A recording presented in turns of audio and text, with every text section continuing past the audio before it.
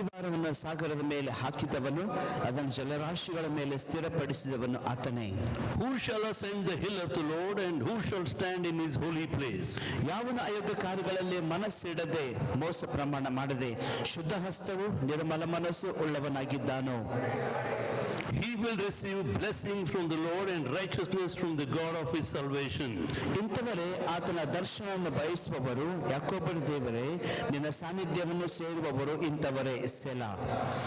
Lift up your heads, O gates, and be lifted up, O ancient doors, that the King of glory may come in. ಮಹಾಪ್ರಭಾವವುಳ್ಳ ಈ ಅರಸನು ಯಾರು? ಮಹಾಬಲಿಷ್ಠನು, ವಿಶೇಷ ಪರಾಕ್ರಮಿಯೂ ಆಗಿರುವ ಯೆಹೋವ, ಯುದ್ಧ ವೀರನಾಗಿರುವ ಯೆಹೋವ.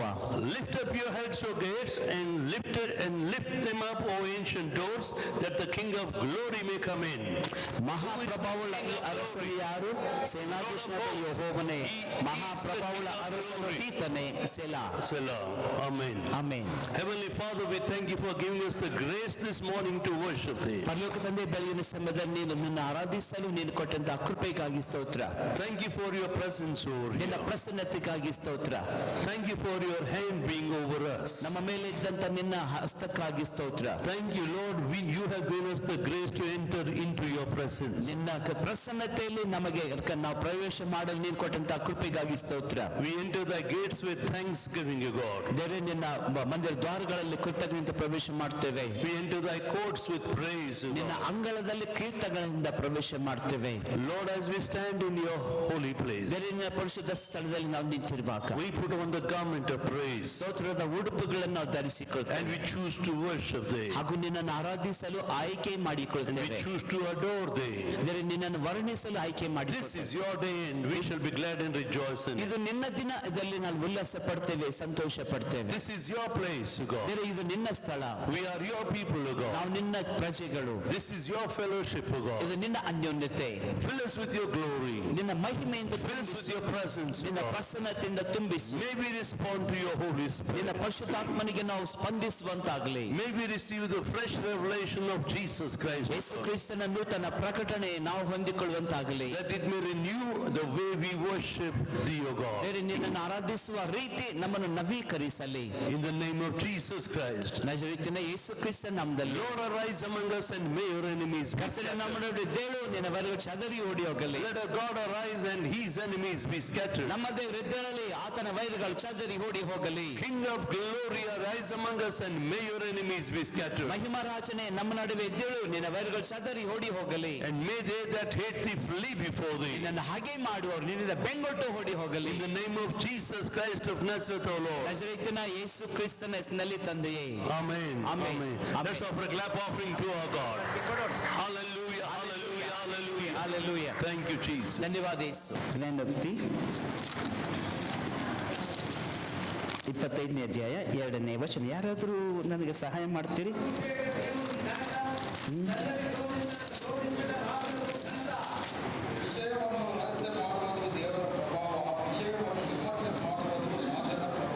ಪ್ರಾರ್ಥನೆ ಮಾಡೋಣ. ಸ್ವಾಮಿ, ನಿನಗೆ ಸ್ತೋತ್ರ. ಈ ವಾಕ್ಯಗಳು ನಿನ್ನವು, ನಮ್ಮ ಸಂಗಡ ಮಾತಾಡು. ನಿನಗೆ ಕರ್ತನೆ, ನಮ್ಮನ್ನು ತೆರೀತೇವೆ. ಅಂದು ಲುದ್ಯಳ ಹೃದಯವನ್ನು ತೆರೆದ ಹಾಗೆ ನಮ್ಮ ಹೃದಯಗಳು ತೆರೆಯಲ್ಪಡಲಿ, ನಮ್ಮ ಮನಸ್ಸುಗಳು ತೆರೆಯಲ್ಪಡಲಿ. ಬೇರೆ ನಿನಗೆ ಸ್ಪಂದಿಸುವಂತೆ ನಮ್ಮ ಆತ್ಮ ಪ್ರಾಣ ಶರೀರಗಳನ್ನು ನಿನಗೆ ಸಮರ್ಪಿಸ್ತೇವೆ. ಯೇಸು ನಮ್ಮದಲ್ಲಿ ಪ್ರಾರ್ಥಿಸ್ತೇವೆ ತಂದೆಯೇ, ಆಮೇಲೆ. ನೀವು ವಾಕ್ಯದಲ್ಲಿ ಓದಿದ ಹಾಗೆ ವಾಕ್ಯ ವಿಷಯಗಳನ್ನು ರಹಸ್ಯ ಮಾಡುವುದು ದೇವರ ಪ್ರಭಾವ. ವಿಷಯಗಳನ್ನು, ಯಾವುದೇ ವಿಷಯಗಳನ್ನು ರಹಸ್ಯವಾಗಿಡುವುದು ಅದು ಮನುಷ್ಯನ ಪ್ರಭಾವ. ಮನುಷ್ಯನು ಎಷ್ಟೇ ಬಚ್ಚಿಟ್ಟರು ಸಹ, ಗಿಡದ ಹಿಂದೆ ಆದಾಮನ್ನು ಅಡಗಿಕೊಂಡಿದ್ದು ಸಹ ದೇವರಿಗೆ ಮರೆಯಾಗಿ ಇರೋದಿಲ್ಲ. ಮನುಷ್ಯನು ಯಾವುದೇ ವಿಷಯಗಳನ್ನಾಗಲಿ ರಹಸ್ಯ ಮಾಡಿದರೂ ಮನುಷ್ಯನ ಅಷ್ಟು ಪ್ರಭಾವವಲ್ಲ, ದೇವರು ಪ್ರಭಾವವಾಗಿದ್ದಾನೆ. ಆದರೆ ವಿಷಯವನ್ನು ವಿಮರ್ಶೆ ಮಾಡೋದು ರಾಜರ ಪ್ರಭಾವ. ಯಾವುದೇ ವಿಷಯವಾಗಲಿ ಅದನ್ನು ವಿವರಿಸಿ ವಿಮರ್ಶೆ ಮಾಡೋದು, ತರ್ಕ ವಿತರಣೆ ಮಾಡೋದು, ವಿಚಾರಣೆ ಮಾಡೋದು ರಾಜರುಗಳ ಪ್ರಭಾವ. ಇನ್ನೊಂದು ವಾಕ್ಯ ನಾವು ನೋಡ್ಕೊಳ್ಳೋಣ. ಧರ್ಮೋಪದೇಶ ಕಾಂಡ 29ನೇ ಅಧ್ಯಾಯ 29ನೇ ವಚನ. ಧರ್ಮೋಪದೇಶ ಕಾಂಡ 29.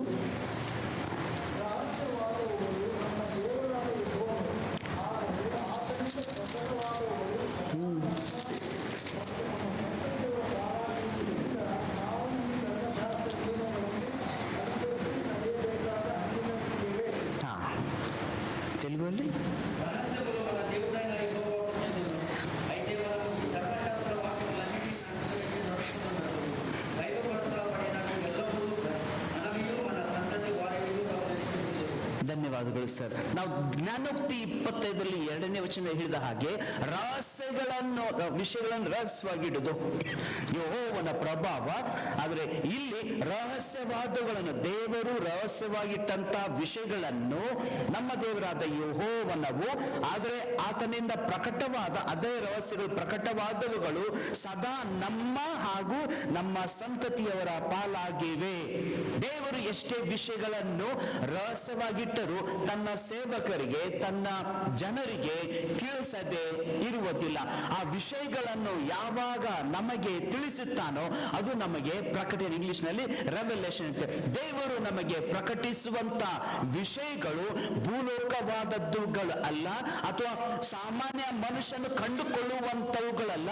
ಪರಲೋಕದಲ್ಲಿರುವಂತಹ ವಿಷಯಗಳನ್ನು ದೇವರು ನಮಗೆ ತಿಳಿಯಪಡಿಸ್ತಾನೆ. ಅದು ನಮಗೆ ಪ್ರಕಟಣೆ ಆಗಿರ್ತದೆ. ಅಂದ್ರೆ ನೂತನ ಪ್ರಕಟಣೆ ಅಲ್ಲ, ಬೈಬಲ್ ಅಲ್ಲಿರುವಂತಹ ಪ್ರಕಟಣೆ ನಮಗೆ ಬರುವಾಗ ಅದು ನೂತನವಾಗಿರ್ತದೆ. ಆ ಪ್ರಕಟಣೆಗಳನ್ನು ಹಳೆ ಒಡಂಬಡಿಕೆಯ ಜನರು ಯೇಸುವನ್ನು ಕಂಡರು. ಅಂದ್ರೆ ಹಳೆ ಒಡಂಬಡಿಕೆ ಕಾಲದಲ್ಲಿರುವಂತಹ ಹಳೆ ಒಡಂಬಡಿಕೆಯ ಜನರು, ಸಂತರು, ಯೇಸು ಅಂದ್ರೆ ಹೊಸ ಒಡಂಬಡಿಕೆಯಂತ ಯೇಸುವನ್ನು ಕಂಡುಕೊಂಡರು ಅಂತ ವಿಷಯಗಳನ್ನು ನಿಮ್ಮ ಮುಂದೆ ನಾನು ಇವತ್ತು ಇಡ್ತೇನೆ. ಯಾರ್ಯಾರು? ಕೆಲವು ವಿಷಯಗಳು, ಒಂದೆರಡು ಮೂರು ವ್ಯಕ್ತಿಗಳ ಹೆಸರನ್ನು ನಾನು ತಕೊಂಡಿದ್ದೇನೆ. ನಿಮಗೆ ಬಹಳಷ್ಟು ಹೆಸರುಗಳು ನಿಮಗೆ ಗೊತ್ತಿರಬಹುದು. ಒಂದೊಂದಾಗಿ ನಾನು ಹೇಳ್ತೇನೆ. ಹಳೆಯ ಒಡಂಬಡಿಕೆಯಲ್ಲಿ ಇದ್ದಾಗಲೇ ಹೊಸ ಒಡಂಬಡಿಕೆಯಲ್ಲಿ ಇರುವಂತ ಯೇಸುವನ್ನು ಅವರು ಕಂಡುಕೊಂಡರು. ಈಗ ನಾವು ಹೊಸ ಒಡಂಬಡಿಕೆಯಲ್ಲಿರುವಂತ ನಾವು ಮುಂದಿನ 1000 ವರ್ಷದಲ್ಲಿ, ಮಿಲೇನಿಯಂ ವರ್ಷದಲ್ಲಿ ಇರುವಂತದ್ದವುಗಳನ್ನು ನಾವು ಕಂಡುಕೊಳ್ಳಬೇಕೆಂಬುದಾಗಿ ಕರ್ತನು ನಮಗೆ ಕೆಲವು ಸುಳಿವುಗಳನ್ನು ಕೊಡ್ತಾನೆ. ಸ್ವಲ್ಪ ನಾವು ನೋಡೋಣ. ಹಳೆ ಒಡಂಬಡಿಕೆಯ ಕಾಲದಲ್ಲಿದ್ದವರು ಅವರ ಕಾಲದಲ್ಲಿ ಯೇಸುವನ್ನು ಕಂಡರು. ಉದಾಹರಣೆಯಾಗಿ ಯೋಹಾನ ಬರೆದ ಸುವಾರ್ತೆ 8ನೇ ಅಧ್ಯಾಯ 56ನೇ ವಚನ. ಯಾರಾದರೂ ನನಗಾಗಿ ಓದಿ ಸಹಾಯ ಮಾಡ್ತೀರಿ? ಯೋಹಾನ ಬರೆದ ಸುವಾರ್ತೆ 8ನೇ ಅಧ್ಯಾಯ 56ನೇ ವಚನ.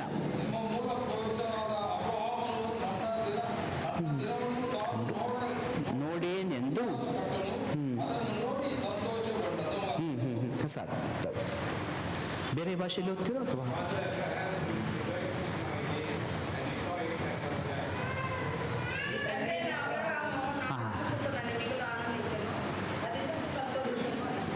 ಯೇಸು ಫರಿಸಾಯರಿಗೆ ಅವೆಲ್ಲರಿಗೂ ಹೇಳ್ತಿದ್ದಾನೆ, ನಿಮ್ಮ ಮೂಲ ಪುರುಷನಾಗಿರುವಂತಹ ಅಬ್ರಹಾಮನು ನನ್ನ ದಿನವನ್ನು ತಾನು ನೋಡೇನೆಂದು ಉಲ್ಲಾಸಪಟ್ಟನು, ಅದನ್ನು ನೋಡಿ ಆತನು ಸಂತೋಷಗೊಂಡನು. ಈಗ ನಿಮಗೊಂದು ಪ್ರಶ್ನೆ, ಅಬ್ರಹಾಮನು ಯೇಸುವನ್ನು ಯಾವಾಗ ಕಂಡನು? ಆತನು ಇರೋದು ಹಳೆ ಒಡಂಬಡಿಕೆಯಲ್ಲಿ, ಯೇಸು ಬಂದಿದ್ದು ಹೊಸ ಒಡಂಬಡಿಕೆ. 2,500 ವರ್ಷ ಆದ್ಮೇಲೆ ಯೇಸು ಸಮೀಪ ಬಂದದ್ದು. ಈಗ ಅಬ್ರಹಾಮನು ಯೇಸುವನ್ನು ಯಾವಾಗ ಕಂಡನು? ಏನಾದರೂ ಉತ್ತರ, ಏನಾದ್ರು ನೆನಪಿದೆ? ನೀವು ಓದಿದ್ದಂತ ಬೈಬಲ್ ಮಾಸ್ಟರ್ ಬಿಟ್ಟು ಸ್ವಲ್ಪ ಜೋರಾಗಿ ಹೇಳಲ್ಲ, ಸಿಟ್ಟು ಬಂದಾಗ. ತಂದೆ ಕುಮಾರ ಪರಿಶುದ್ಧಾತ್ಮನು ಆದಿಯಲ್ಲಿ ಇದ್ದದರಿಂದ ಅಬ್ರಹಾಮನು ಯೇಸುವನ್ನು ಕಂಡನು. ಮತ್ತೆ ಉತ್ತರ ಬರ್ತಾ ಇದೆ. ಇವು ರಹಸ್ಯವಾಗಿವೆ, ಖಜಾನೆ ಇದೆ. ಹೇಳೋಣ. ಬೈಬಲ್ ಗೊತ್ತಿದ್ದವರಿಗೆ ಹೆಸರು ಗೊತ್ತ, ಕೆಲವರಿಗೆ ಬೈಬಲ್ ಗೊತ್ತಿಲ್ಲ, ಹೊಸದಾಗಿ ಬಂದಿದ್ದೀರಿ. ಮುತ್ತು ಸರ್? Exactly correct. ಮತ್ತೆ ಯಾರನ್ನ ಯಜ್ಞ ವರ್ಪಿಸುವಾಗ? ಇಸಾಕನನ್ನು. ಉಮಾ ಮೆಲ್ಕಿಸೆದೆಕ್ಕಿದ್ದಾಗ. ಮತ್ತೆ ಹೀಗೆ ಅನೇಕ ಉದಾಹರಣೆಗಳು ನಮ್ಮಲ್ಲಿ ಇವೆ. ಅವರು ಒಂದು ಇಸಾಕನನ್ನು ಯಜ್ಞವಾಗಿ ಅರ್ಪಿಸು ಎಂಬುದಾಗಿ ದೇವರು ಅಬ್ರಹಾಮನಿಗೆ ಹೇಳಿದಾಗ, ಅಬ್ರಹಾಮನು ಇಸಾಕನ ಕೈಯನ್ನು ಕಟ್ಟಿ ಕಟ್ಟಿಗೆ ಮೇಲೆ ಮಿಟ್ಟು, ಇನ್ನೇನು ಕತ್ತಿ ಎಬ್ಬಿಸಬೇಕು, ಇನ್ನು ವಧಿಸಬೇಕು ಅಂತ ಹೇಳುವ ದೇವದೂತನು ಹೇಳ್ತಾನೆ, ಅಬ್ರಹಾಮನೇ ತಡಿ ಅಂತೇಳಿ ಆತನ ತಡೆದನು. ಇಸಾಕನಿಗೆ ಬದಲಾಗಿ ಯಾವುದೋ ಒಂದು ದನ ತಗೊಂಡ್ರಲ್ಲ ಅಲ್ಲಿ, ಕುರಿನಾ? ಓಕೆ, ಬೈಬಲ್ ನಾನು ಓದಿಲ್ಲ, ಸರಿ, ಓಕೆ. ಕುರಿನೋ ಟಗರು? ರ್ಯಾಮ್. ಟಗರು ಈ ಅಡವಿ ಅದು ಓರೆಡ್ ಬೆಟ್ಟ. ಅದಾದ್ಮೇಲೆ ಅರ್ನಾನನು ಆ ಸ್ಥಳದಲ್ಲಿ ಬಹಳಷ್ಟು ವರ್ಷಗಳಂದ್ರೆ ಎಷ್ಟು ಒಂದು 500 ವರ್ಷ ಆದ್ಮೇಲೆ ಅಲ್ಲಿ ಮನುಷ್ಯರು ಊರು ಹುಟ್ಟಿತು. ಅರ್ನಾನನ ಕಣ ಅಂತೇಳಿ ಆಯ್ತು. ದಾವೀದನ ಬಂದು ಅಲ್ಲಿ ಕತ್ತಿ ಇರಿದ ದೇವದೂತನ ಅನ್ಕೊಂಡು ಅದು ಆವಾಗ ಊರು ಬೆಳೀತು. ಆವಾಗ ಅಬ್ರಹಾಮನ ಕಾಲದಲ್ಲಿ ಯಾವ ಊರು ಇರ್ಲಿಲ್ಲ, ಪೂರ ಕಾಡಿತ್ತು. ಅವನ ಮನೆಯಿಂದ 3 ದಿನ ಹಗಲು ರಾತ್ರಿ ಪ್ರಯಾಣ ಮಾಡಿದ್ರು ಅಂತ ಬೈಬಲ್ ಅಲ್ಲಿ ನೋಡ್ತೇವೆ. ಅಂದ್ರೆ ಅವರು ಅಡವಿಯಲ್ಲಿ ಹೋದ್ರು. ಆ ಅಡವಿಯಲ್ಲಿ ಟಗರು ಎಲ್ಲಿಂದ ಬಂತ್ರಿ? ಇದು ವಿಮರ್ಶೆ ಮಾಡುವಂತ ರಹಸ್ಯವಾದ ಪ್ರಶ್ನೆ. ಏನಪ್ಪಾ ಹತ್ರ ಏನೋ ಊರು ಇದೆ ಅಂದ್ರೆ ಟಗರು ಬರಬಹುದು. ಪೊದೆಗಳು ಮಾತ್ರ ಮಿಡಲ್ ಈಸ್ಟ್ ನೀವು ಹೋದ್ರೆ ದೊಡ್ಡ ದೊಡ್ಡ ಗಿಡ ಇರೋದಿಲ್ಲ, ಎಲ್ಲಿ ಇಷ್ಟೇ ಪೊದೆಗಳು 3 ಫೂಟು ಒಂದು 4 ಫೂಟು ಅಷ್ಟೇ ಅದು ಎತ್ತರ ಆ ಪೊದೆಗಳು ಇರ್ತವೆ. ಆ ಪೊದೆಯನ್ನು ಎಷ್ಟದ ಮುಳ್ಳಿನ ಕಂಡು ದೊಡ್ಡದಾಗಿ ಒಂದು ಟಗರು ಕೋಡಿ ಸಿಕ್ಕಾಕೊಳ್ಳುವಂತ ಪೊದೆ ಇರೋದಿಲ್ಲ, ಅವೆಲ್ಲ ಹುಲ್ಲಿರ್ತದೆ ಅಷ್ಟೇ. ನೀವೇ ಒಂದು ಕೈಯಲ್ಲಿ ಕಿತ್ತಾಕ್ಬೋದು. ಅಂತ ಪೊದೆಯಲ್ಲಿ ಊರು ಇಲ್ಲದ ಅಡವಿಯಲ್ಲಿ ಇರುವ ಟಗರು ಅಲ್ಲಿಯೇ ಹೇಗೆ ಬಂದು ಸಿಕ್ಕಾಕೊಳ್ತು? ಅದಕ್ಕೆ ದೇವರು ಒದಗಿಸಿದನಂತೆ ಅಬ್ರಹಾಮನು ಗುರುತಿಸ್ತಾನೆ. ಅದನ್ನು ಟಗರಿನ ರೂಪದಲ್ಲಿ ಇರುವಂತ ಯೇಸುವನ್ನು ಅಬ್ರಹಾಮನು ಕಂಡನು. ಅರ್ಥ ಆಯ್ತಾ? ಅಬ್ರಹಾಮನು ಯೇಸುವನ್ನು ಕಂಡನು. ಅದೇ ಮುಂದೆ ಹೋಗೋಣ. ಓಕೆ, ಮೋಶೆ ಬೆಟ್ಟದ ಹಿಂದೆ ನಡೆಯುವಾಗ ಎಷ್ಟೋ ಪೊದೆಗಳು ಇದ್ದವು. ಒಂದು ಪೊದೆ ಮಾತ್ರ ಉರಿತಾ ಇತ್ತು. ಈಗ ಮುಳ್ಳಿನ ಕಂಟಿ ಇರ್ತೈತ್ರಿ, ಅವನ ಬೆಂಕಿ ಹಚ್ಚಿದ್ರೆ ಎಷ್ಟೊತ್ತು ಉರಿತದೆ? 2 ನಿಮಿಷ ಸರ್. ಕುಮಾರ್ ಸರ್ ಹೇಳ್ತದೆ 2 ನಿಮಿಷ. ಆಮೇಲೆ 2 ನಿಮಿಷ ಆದ್ಮೇಲೆ ಏನಾಗ್ತದೆ ಸರ್? ಬೂದಿ ಆಗ್ತದೆ. ಆದ್ರೆ ಈ ಪೊದೆ ಮುಳ್ಳಿನ ಕಂಟಿ ಅಲ್ಲ, ಬರೇ ಒಣ ಹುಲ್ಲು. ಈ ಪೊದೆ ಉರಿತಾ ಇದೆ, ಅದು ದಹಿಸಿ ಹೋಗ್ತಾ ಇಲ್ಲ, ಬೂದಿನೂ ಆಗ್ತಾ ಇಲ್ಲ, ಬಹಳತ್ತು ಉರಿತಾ ಇದೆ. ಬಹಳತ್ತು ಬೆಂಕಿ ಉರಿಯೋದು ಅದು ಸ್ವಾಭಾವಿಕ, ಅಂದ್ರೆ ನ್ಯಾಚುರಲ್. ಅದು ಬೂದಿ ಆಗದೆ ಇರುವುದು ಸೂಪರ್ ನ್ಯಾಚುರಲ್. ಅದು ಅವನಿಗೆ ಅಲೌಕಿಕವಾದದ್ದು, ಅದನ್ನ ಆಕರ್ಷಣೆ ಮಾಡ್ತೀವಿ. ಇದು ಇಷ್ಟು ಉರಿತಾ ಇದೆ, ಇದು ಬೂದಿ ಆಗ್ತಾ ಇಲ್ಲಲ್ಲ ಅಂತೇಳಿ ಮೋಶೆ ತಿರುಗಿ ಹೋಗುವಂತೆ ಮಾಡಿತು. ಅಲ್ಲಿ ಆ ಬೆಂಕಿ, ಆ ಪೊದೆಯಲ್ಲಿ ಉರಿತಾ ಇರುವಂತ ಆ ಬೆಂಕಿ ಮಾತಾಡಿತು. ಬೆಂಕಿ ಎಂದಾದ ಮಾತಾಡ್ತದೆ ಸರ್? ಬೆಂಕಿ ಯಾವ್ದಾದ್ರು ಮಾತಾಡ್ತದೆ ಮೇಡಮ್? ನಿಮ್ಮನ್ನು ಸುಟ್ಟಿರ್ಬೋದು, ಕೈ ತವೆ ಅಡಿಗೆ ಮಾಡೋ ನಿಮ್ಮನ್ನು ಸುಟ್ಟಿರ್ಬೋದು, ಪರಿಣಾಮ ಬೀರಿರ್ಬೋದು, ಮಾತಾಡ್ತದ? ಆಗ ಬೆಂಕಿಯೊಳಗಿಂದ ಶಬ್ದ ಬಂತು. ಯೇಸುವನ್ನು ಮೋಶೆ ಅಲ್ಲಿ ಕಂಡನು. ಹೀಗೆ ಅನೇಕರು. ಆಮೇಲೆ ದಾನಿಯೇಲನ ಪುಸ್ತಕದಲ್ಲಿ ವಾಕ್ಯ ತೆಗೆಯುವಾಗ ನಿಮಗೆ ಗೊತ್ತಿದೆ, ಅದನ್ನ ಪ್ರಶ್ನೆ ಕೇಳ್ತಿರ್ತ ನೀವು ಉತ್ತರ, ಆದ್ರೆ ನಿಮ್ಮಲ್ಲಿಂತ ಉತ್ತರ, ನಿಮ್ಮಲ್ಲಿಂತ ಆ ಖಜಾನೆ ಹೊರಗೆ ಬರಲಿ. ದಾನಿಯೇಲ 3:25 ಹೇಳಿದ ಹಾಗೆ ನೆಬೂಕದ್ನೆಚ್ಚರನು ಒಂದು 10 ಮಂದಿಯನ್ನು ಬೆಂಕಿಯಲ್ಲಿ ಹಾಕ್ಬಿಟ್ಟ. ಎಷ್ಟು ಜನ? 3 ಏ ಸರ್ ಕರೆಕ್ಟ್ ಹೇಳಿರಿ ಸರ್. 3 ಮಂದಿ ಹಾಕಿದ್ರ ಬೆಂಕಿಯಲ್ಲಿ. 3 ಜನರು ಹಾಕಿದ್ರೆ 4ನೇವನು ಎಲ್ಲಿಂದ ಬಂದ? ಆಮೇಲೆ ನೆಬೂಕದ್ನೆಚ್ಚರ ಆತನಿಗೆ ಒಂದು ಹೆಸರು ಕೊಡ್ತಾನಲ್ಲ, ಏನ್ ಹೆಸರು ಅದು? ನೆಬೂಕದ್ನೆಚ್ಚರ ಹಾಕಿದ್ದು 3 ಜನರು ಬೆಂಕಿಯೊಳಗೆ ಹಾಕ್ಯಾನೆ. ಅವನು ಎಲ್ಲಕ್ಕೆ ಎಷ್ಟು ಮಂದಿ ಹಾಕಿವಿ? ಸಾಹೇಬ್ರೆ 3 ಮಂದಿ ಹಾಕಿವ್ರಿ ಸರ್. 4ನೇವನು ಕಾಯ್ತಾನಲ್ಲೋ, ಆತನ ಹೆಸರೇನು? ದೇವಕುಮಾರನು. ಹೊಸ ಒಡಂಬಡಿಕೆಯಲ್ಲಿಂತ ಯೇಸುವನ್ನು ಅನ್ಯನಾಗಿರುವಂತ ನೆಬೂಕದ್ನೆಚ್ಚರನು ಯೇಸುವು ಅಥವಾ ದೇವಕುಮಾರನೆಂದ ಕರೆಯುವಂಥದ್ದು ಆತನಿಗೆ ಪ್ರಕಟಣೆ ಎಲ್ಲಿಂದ ಬಂತು? ಎಲ್ಲಿಂದ ಬಂತು? ಸ್ವಲ್ಪ ಜೋರಾಗಿ ಹೇಳ್ರಿ. ನಿದ್ರೆ ಮಾಡೋರು ಎಲ್ಲರೂ ಜೋರಾಗಿ ಹೇಳೋಣ. ಎಚ್ಚರವಾಗಿದ್ದವ್ರು ಜೋರವಾಗಿ ಹೇಳೋಣ. ಪರಲೋಕದಿಂದ ಆತನಿಗೆ ಪ್ರಕಟ. ಯಾರಾದ್ರೂ ತಿಳಿಸಿದ್ರು ಸಾಹೇಬ್ರ ದೇವಕುಮಾರ ಇದ್ದಾಗ ಅದ ನೋಡ್ರಿ ಸಾಹೇಬ್ರ ಅಂತ ಯಾರಾದ್ರೂ ಬಂದು ಅವನು ಹೇಳಿರ್ತಾರ? ಅವನೇ ಹಾಕಿದ್ದು 3 ಜನರನ್ನು ಬೆಂಕಿಯಲ್ಲಿ. ಅಲ್ಲಿ ನೋಡ್ತಾನೆ 4 ಜನರು ಬೆಂಕಿಯಲ್ಲಿ ತಿರುಗಾಡೋದನ್ನು, 4ನೇಯವನು ದೇವಕುಮಾರನಾಗಿದ್ದಾನೆ ಎಂಬುದಾಗಿ ಅವರನ್ನು ಹಾಕಿದವರು ಅರಸ ನೆಬೂಕದ್ನೆಚ್ಚರನು ಶದ್ರಕ್ ಮೇಷಕ್ ಅಬೇದ್ನೆಗೋ ಹೊರಗೆ ಬನ್ರಿ, ದೇವ ಪುರುಷರೇ ಹೊರಗೆ ಬನ್ರಿ ಎಂಬ ಕರೀತಾನೆ.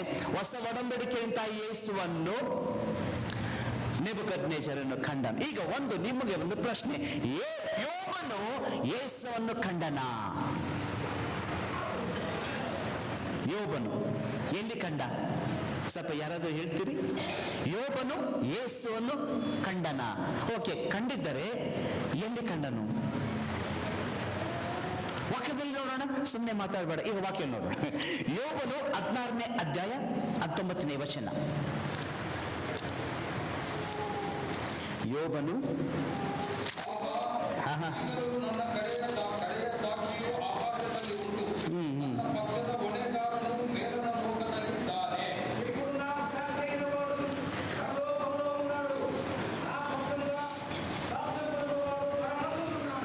ಪಕ್ಷ ತೆಲುಗಲ್ಲಿ ಕರೆಕ್ಟ್ ಐತಿ, ಇಂಗ್ಲಿಷ್ ಕೇಳೋಕೆ ಬಹಳಷ್ಟು ಕರೆಕ್ಟ್ ಐತಿ, ಕನ್ನಡದಲ್ಲಿ ಸ್ವಲ್ಪ ನನ್ನ ಹೊಣೆಗಾರನು.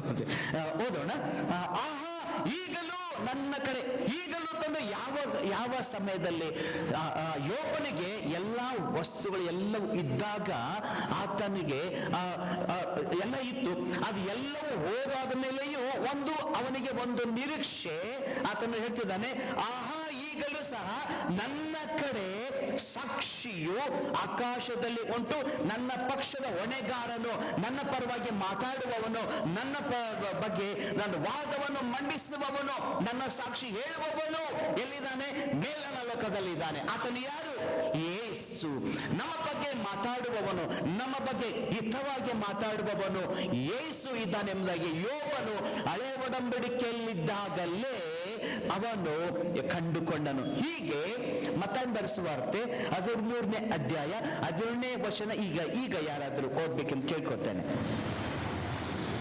ಮತ್ತಾಯ ಬರೆಸುವಾರ್ತೆ 13ನೇ ಅಧ್ಯಾಯ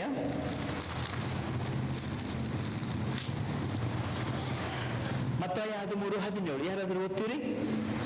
ಆದುದರಿಂದ ನೀವು ಧನ್ಯ. ಸತ್ಯವಾಗಿ ಹೇಳುತ್ತೇನೆ, ನೀವು ನೋಡುತ್ತಿರುವ ಕಾರ್ಯಗಳನ್ನು ಬಹುಮಂದಿ ಪ್ರವಾದಿಗಳು ಪುರುಷರು ನೋಡಬೇಕೆಂದು ಅಪೇಕ್ಷಿಸಿದರೂ ನೋಡಲಿಲ್ಲ. ನೀವು ಕೇಳುತ್ತಿರುವ ಸಂಗತಿಗಳನ್ನು ಅವರು ಕೇಳಬೇಕೆಂದು ಅಪೇಕ್ಷಿಸಿದರೂ ಕೇಳಲಿಲ್ಲ.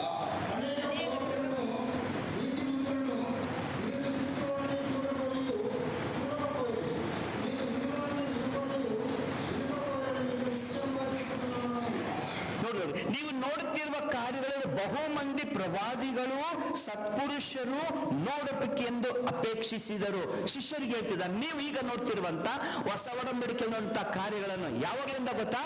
ಅವ್ವಳು ಕಾಲದಿಂದ. ಅವ್ವಳಿಗೆ ದೇವರು ಒಂದು ಸೈತಾನನಿಗೆ ಶಾಪ ಕೊಡುವಾಗ ಅವಳು ಅಲ್ಲೇ ಇದ್ಲು. ಸೈತಾನನಿಗೆ ದೇವರೇನು ಶಾಪ ಕೊಟ್ಟ? ಸ್ತ್ರೀ ಸಂತಾನವು ಏನೇನ್ ಮಾಡ್ತದೆ? ನಿನ್ನ ತಲೆಯನ್ನು ಜಯಿಸ್ತದೆ. ಸ್ತ್ರೀ ಸಂತಾನ. ಹಾಗೆ ಅವಳು ತಿಳ್ಕೊಂಡು, ಯಾರು ನನ್ನ ಸಂತಾನ, ಯಾವ ಮಗನು? ಆಕೆ ಯೇಸುವನ್ನು ನೋಡದೆ, ಸೈತಾನ ತಲೆಯನ್ನು ಜಜ್ಜುವವನನ್ನು ನೋಡದೆ ಮರಣ ಹೊಂದಿದಳು. ಅಂಥದ್ದು ಯಾರು ನನ್ನ ಸಂತಾನ? ಸೈತಾನನ ತಲೆಯನ್ನು ಜಜ್ಜುವವನು ಯಾರು ಎಂಬುದಾಗಿ ಅವಳ ಕಾಲದಿಂದ ನೋಡದೆ ಸತ್ತವರು ಅನೇಕರು. ಅವರು ಹೇಳ್ತಿರ್ತಾನೆ, ಅನೇಕ ಸತ್ಪುರುಷರು ಪ್ರವಾದಿಗಳು ನೀವು ನೋಡ್ತಾ ಇರುವಂತ ಅಪೇಕ್ಷಿಸಿದರೂ ಸಹ ಅವರು ನೋಡಲಿಲ್ಲ. ಆದ್ರೆ ನೀವು ಕೇಳ್ತಿರುವಂತಹ ಸಂಗತಿಗಳು ಅವ್ರು ನೋಡ್ಬೇಕೆಂಬುದಾಗಿ ಅವರು ನೋಡಿದರು, ಕೇಳಿಲ್ಲ. ಆದ್ರೆ ನಾವು ಧನ್ಯರ? ಪಕ್ಕದವ್ರಿಗೆ ಹೇಳೋ, ನಾವು ಧನ್ಯರು. ಇವರ ಬ್ಲೆಸ್ಸರ್, ನೀವು ಧನ್ಯರು. ಈಗ ನೋಡ್ತಿರುವಂತ ಹೊಸ ಒಡಂಬಡಿಕೆಯಲ್ಲಿ ಹೇಳಿರುವಂತ ವಾಕ್ಯಗಳು ಪ್ರವಾದಿಗಳು ನೋಡದೆ ಹೋದರು. ಆದರೆ ನಮ್ಮ ಕಾಲದಲ್ಲಿ ನಾವು ವಿಷಯಗಳನ್ನು, ಪ್ರವಾದನೆಗಳನ್ನು ನಾವು ನೋಡ್ತಿದ್ದೇವೆ. ನಾವು ಧನ್ಯರಾದಲ್ವಾ? ಹೇಳೋಣ, ಧನ್ಯರು. ಹಲ್ಲೆಲೂಯ. ದೇವರು ನಮ್ಮನ್ನು ಅಷ್ಟು ಧನ್ಯರನ್ನಾಗಿ ಮಾಡುವಂತ ದೇವರಿಗೆ ಒಂದು ಸಾರಿ ಹಲ್ಲೆಲೂಯ, ಹಲ್ಲೆಲೂಯ. ಲೂಕನ ಬರೆಸುವಾರ್ತೆ 8ನೇ ಅಧ್ಯಾಯ 10ನೇ ವಚನ. ಲೂಕನ ಬರೆಸುವಾರ್ತೆ 8ನೇ ಅಧ್ಯಾಯ 10ನೇ ವಚನ ಯಾರಾದರೂ ಓದ್ತೀರಿ? ದೇವರ ರಾಜ್ಯದ ಗುಟ್ಟುಗಳನ್ನು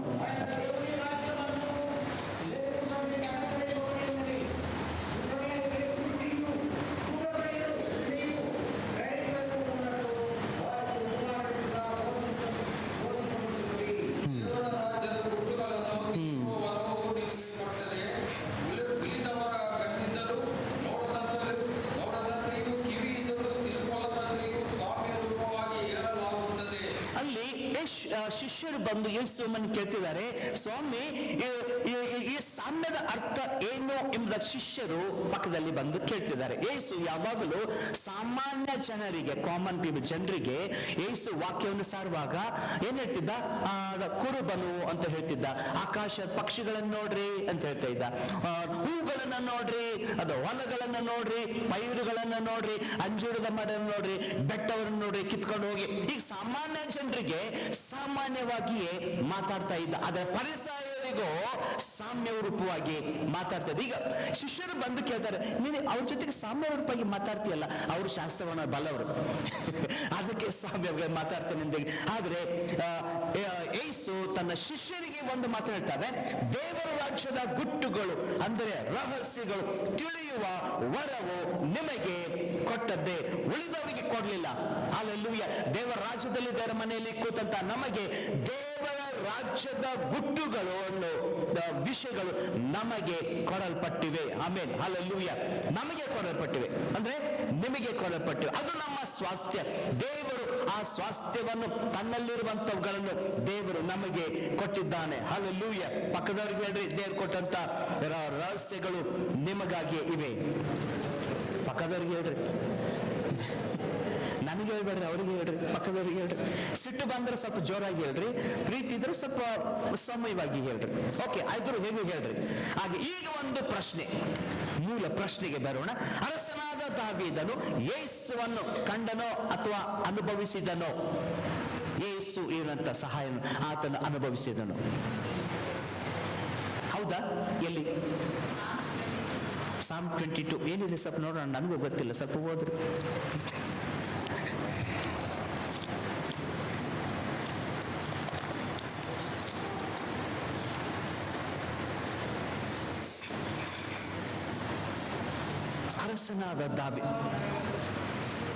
ಅರಸನಾದ ದಾವೀದನು ಯೇಸುವನ್ನು ಕಂಡನು. ಯಾವಾಗ ಕಂಡನು? ಎಲ್ಲಿ ಕಂಡನು? ಸ್ವಲ್ಪ ನೋಡೋಣ. 2ನೇ ಸಮುವೇಲ 3ನೇ ಅಧ್ಯಾಯ, 2ನೇ ಸಮುವೇಲ 3ನೇ ಅಧ್ಯಾಯ 2ರಿಂದ 5 ವಚನಗಳನ್ನು ಯಾರಾದರೂ ಓದೋಣ.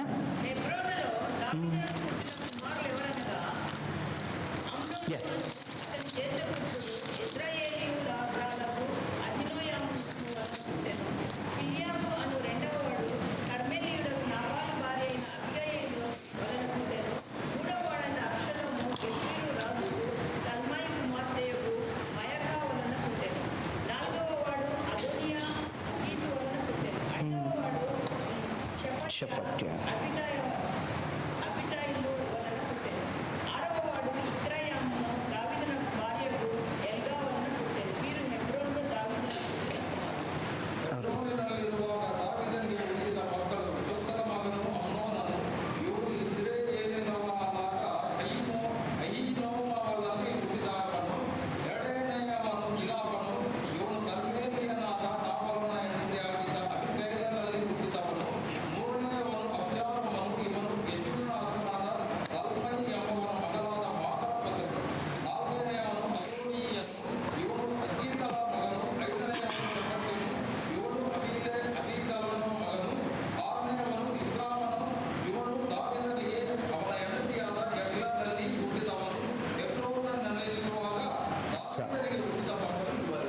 ಈಗ ಹೆಬ್ರೋನ್ನಲ್ಲಿ ದಾವೀದನಿಗೆ ಹುಟ್ಟಿದ ಮಕ್ಕಳನ್ನು ನಾವು ದೇವರು ಕೇಳ್ತಾನೆ, ದೇವರೇ ಈ ಸ್ಥಳವನ್ನು ಬಿಟ್ಟು ನಾನು ಎಲ್ಲೆದು ಹೋಗಲು ಅಂತ ಹೇಳುವಾಗ ದೇವರ ತಾನೇ ಹೋಗು. ಎಲ್ಲಿಗೆ ಹೋಗ್ಲಿ? ಹೆಬ್ರೋನಿಗೆ ಹೋಗು ಅಂತ ಹೇಳ್ತಾನೆ.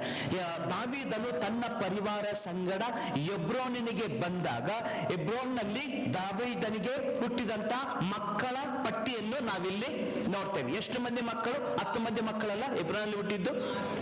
ಎಷ್ಟು ಹೆಸರು ಓದಿದ್ದಾರೆ? 8 ಜನನ 6 ಮಂದಿ ಮಕ್ಕಳು. ಹೆಬ್ರೋನಲ್ಲಿ ವಾಸವಾಗಿದ್ದ ಎಷ್ಟು ವರ್ಷ? 7 ವರ್ಷ. 7 ವರ್ಷ ವಾಸವಾಗಿದ್ದ ದಾವೀದನಿಗೆ ಎಷ್ಟು ಮಂದಿ ಮಕ್ಕಳು ಹುಟ್ಟಿದ್ರು? 6 ಮಂದಿ ಮಕ್ಕಳು. ಇದೇ ಪಟ್ಟಿಯನ್ನು ಯಜ್ಞನು ಸಹ ಒಂದು ಪಟ್ಟಿ, ಆತನ ಒಂದು ರೆಕಾರ್ಡ್ ದಾಖಲೆ ಮಾಡ್ತಾನೆ. 1 ಪೂರ್ವಕಾಲ ವೃತ್ತಾಂತ 3ನೇ ಅಧ್ಯಾಯ, 1 ಪೂರ್ವಕಾಲ ವೃತ್ತಾಂತ 3ನೇ ಅಧ್ಯಾಯ 1ರಿಂದ 5 ವಚನಗಳು.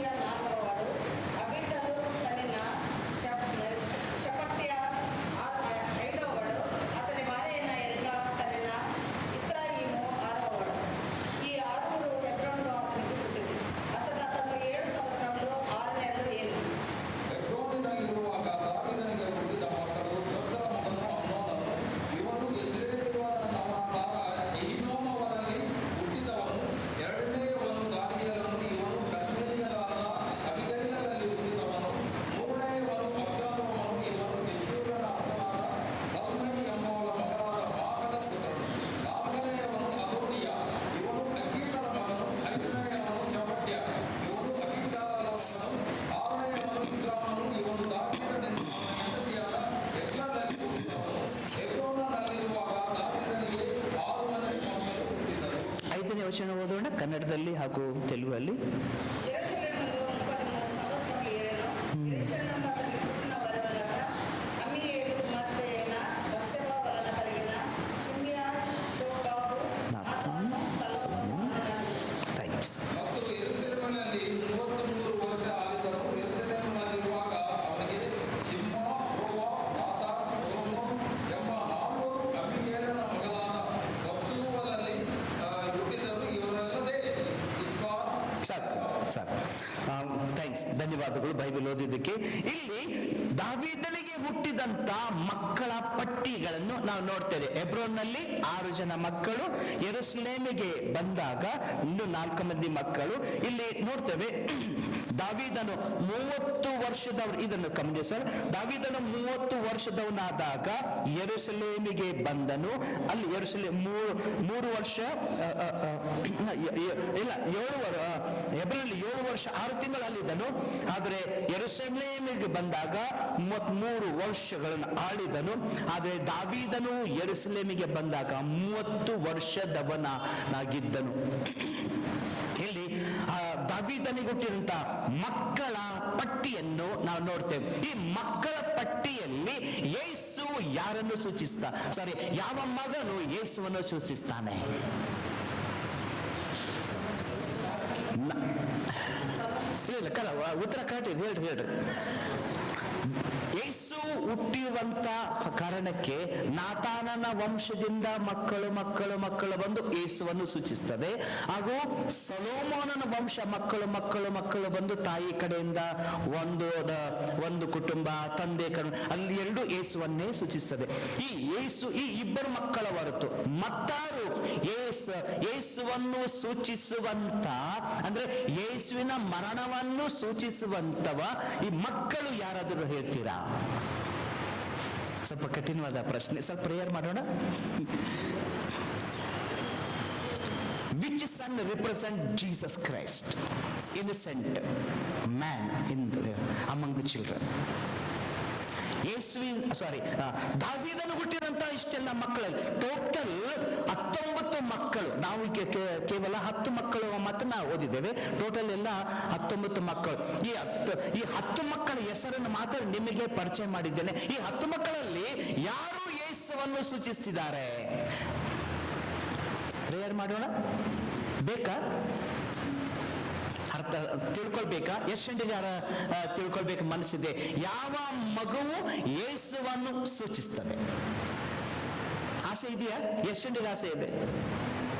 ಆಸೆ ಇದೆಯಾ? Do you want to know which son represent Jesus Christ? ಯೇಸುವನ್ನು ಸೂಚಿಸುವಂತ ಯಾವ ಮಗನು? ಸ್ವಲ್ಪ ತಲೆ ಕೆಡ್ತಾ ಇದೆಯಲ್ಲ, ಏನೇನೋ ಪ್ರಶ್ನೆ ಕೇಳ್ತಾನಲ್ಲ ಇವನು. ಅದು ಹಳೆಯ ಒಡಂಬಡಿಕೆಯಲ್ಲಿ, ಅದು ಸಂತಾನದಲ್ಲಿ, ವಂಶಾನುಕ್ರಮದಲ್ಲಿ, ಹವ್ಯಾಸಗಳಲ್ಲಿ ನಮಗೇನು ಗೊತ್ತಾಗಬೇಕು? ಅದು ದೇವರು ತಿಳಿಸದೆ ಹೋದ್ರೆ ನನಗೂ ಗೊತ್ತಾಗುದಿಲ್ಲ, ನಿಮಗೂ ಗೊತ್ತಾಗುದಿಲ್ಲ. ಅದೆಲ್ಲ ಪ್ರಾರ್ಥನೆ ಮಾಡೋಣ. ಸೇವ್ರೆ, ನಿನ್ನ ರಹಸ್ಯಗಳನ್ನು ನಮಗೆ ಪ್ರಕಟಿಸು ಸ್ವಾಮಿ. ನಿನ್ನ ಹೃದಯದಲ್ಲಿರುವಂತದ್ದನ್ನು ದೇವರೇ ನಾವು ತಿಳ್ಕೊಳ್ಳುವಂತಾಗಲಿ. ಯೇಸು ಕ್ರಿಸ್ತನ ನಾಮದಲ್ಲಿ, ಯೇಸುವಿನ ರಕ್ತದ ಕೆಳಗೆ ನಾವು ಬರ್ತೇವೆ ಕರ್ತ. ಯೇಸುವೆ, ನಿನ್ನ ಮರಣದಿಂದ ನಾವು ಬೇರೆ ನಿನ್ನ ನಿತ್ಯ ಜೀವ ಹೊಂದಿಕೊಂಡಿದ್ದೇವೆ. ನೀನು ಕ್ರೂಜ ಮೇಲೆ ಮರಣ ಹೊಂದದೆ ಹೋಗಿದ್ದರೆ ಆ ನಿತ್ಯ ಜೀವ ನಮಗೆ ಬರ್ತಾ ಇರಲಿಲ್ಲ.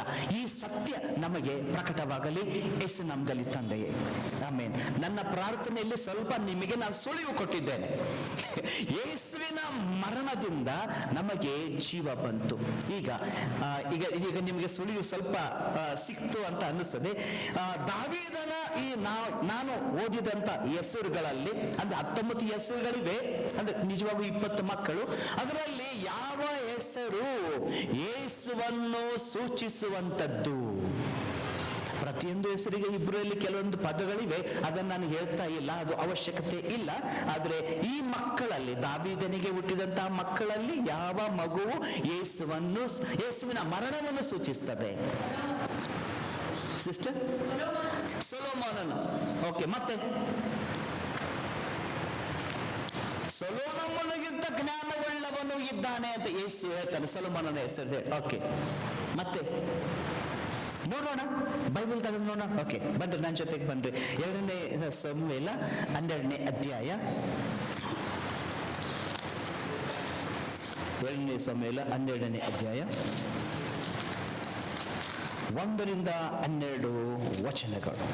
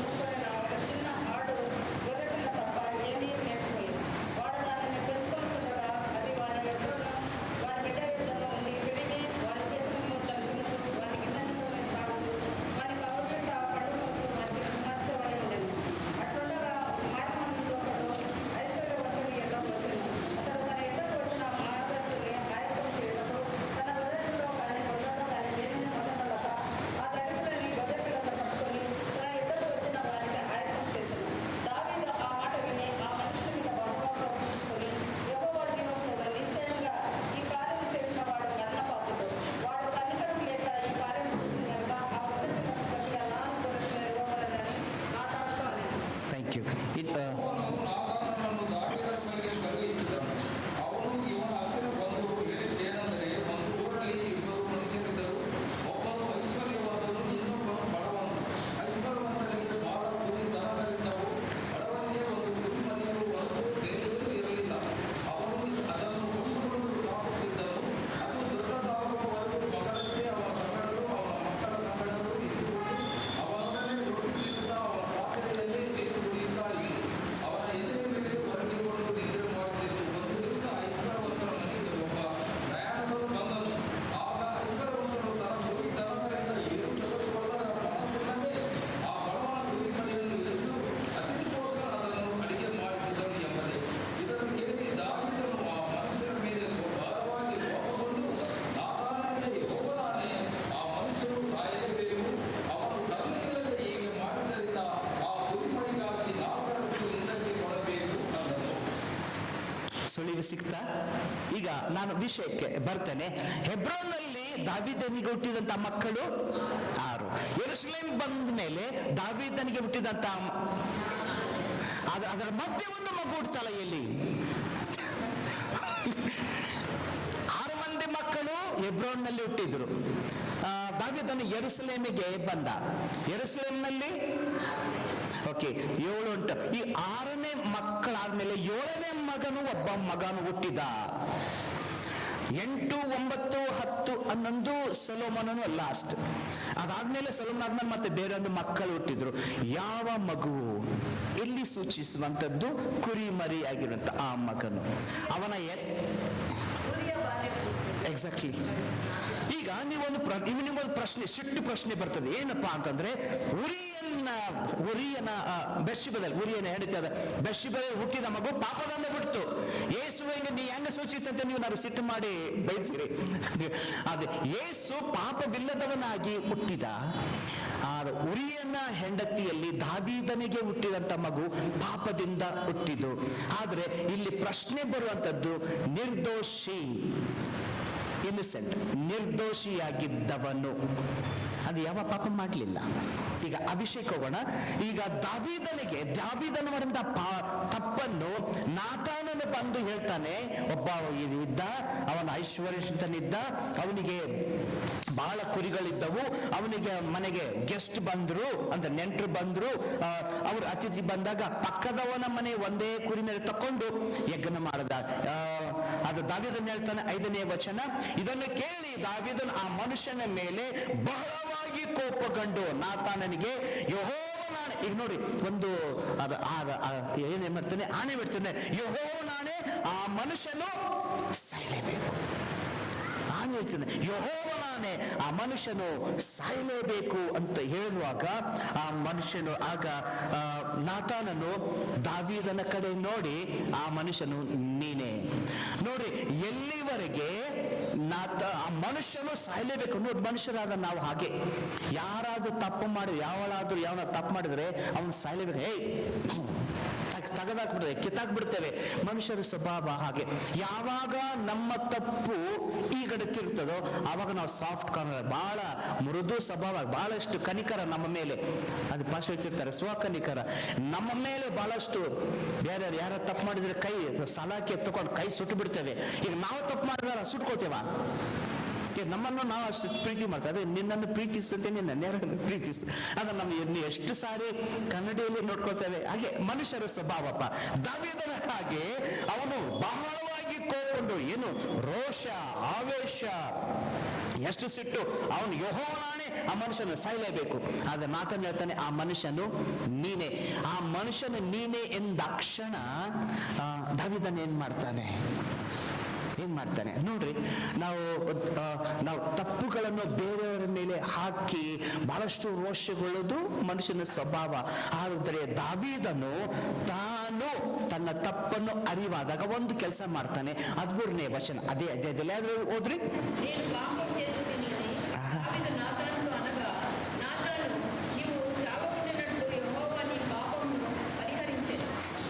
ಸಾಕು. ನಾತಾನನಿಗೆ, ನಾನು ಯೆಹೋವನಿಗೆ ವಿರುದ್ಧವಾಗಿ ಪಾಪ ಮಾಡಿದ್ದೇನೆ ಎಂದು ಹೇಳಿದನು.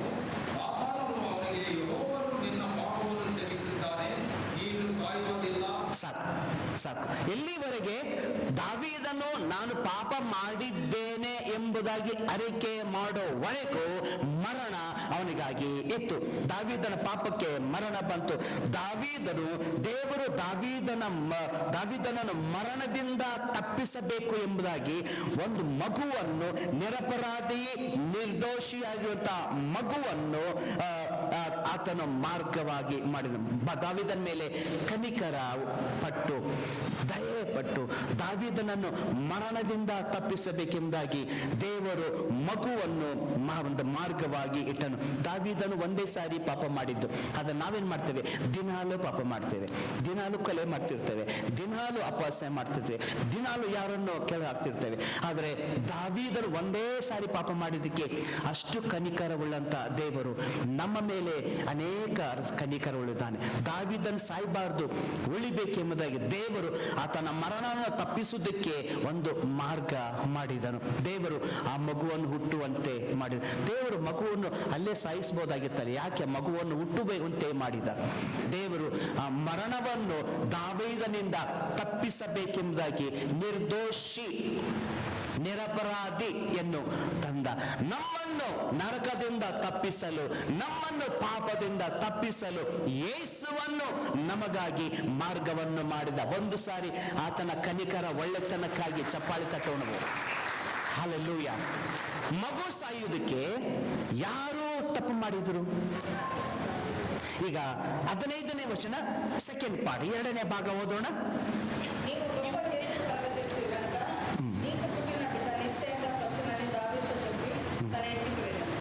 ಕನ್ನಡದಲ್ಲಿ ಸ್ವಲ್ಪ